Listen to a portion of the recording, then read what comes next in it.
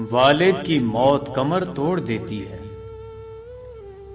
کیونکہ دنیا میں وہی سب سے بڑا آپ کا حامی ہوتا ہے۔ ماں باپ کی نافرمانی موت سے پہلے موت کا اعلان ہے۔ باپ کی اپنے بچوں کے حق میں کی گئی دعا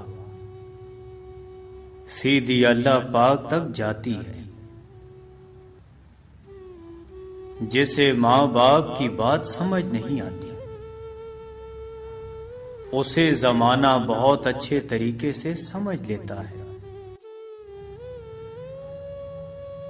وہ کہنے لگے ماں کے قدموں تلے جنت ہوتی ہے، باپ کے قدموں میں کیا ہوتا ہے؟ تو میں نے کہا کہ باپ کے قدموں میں ایک پھٹا ہوا جوتا ہوتا ہے، جو اپنی اولاد کی خاطر رزق حلال کماتے ہوئے گھس جاتا ہے۔ قیامت سے کم نہیں ہوتا وہ دن جس دن ماں باپ میں سے کوئی ایک نہیں ہوتا۔ اللہ پاک سب کے سروں پر والدین کا سایہ سلامت رکھے۔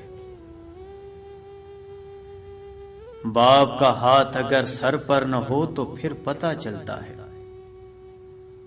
کہ کون اپنا ہے اور کون پرایا ہے، اور زمانے کی آنکھ کبھی تب ہی پتہ چلتا ہے۔ یا اللہ تو اپنی رحمت سے،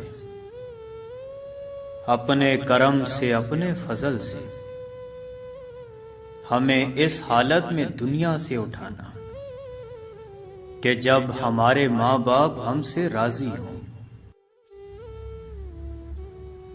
ماں باپ کی دعائیں تسبیح کے دانوں کی طرح ہوتی ہیں، جو اپنے بچوں کے حق میں ہر وقت ہر پل تسبیح کے دانوں کی طرح چلتی رہتی ہیں۔ اللہ پاک یہ دعا مانگنے والے ہاتھ ہمیشہ سلامت رکھے۔ رسول اللہ نے فرمایا،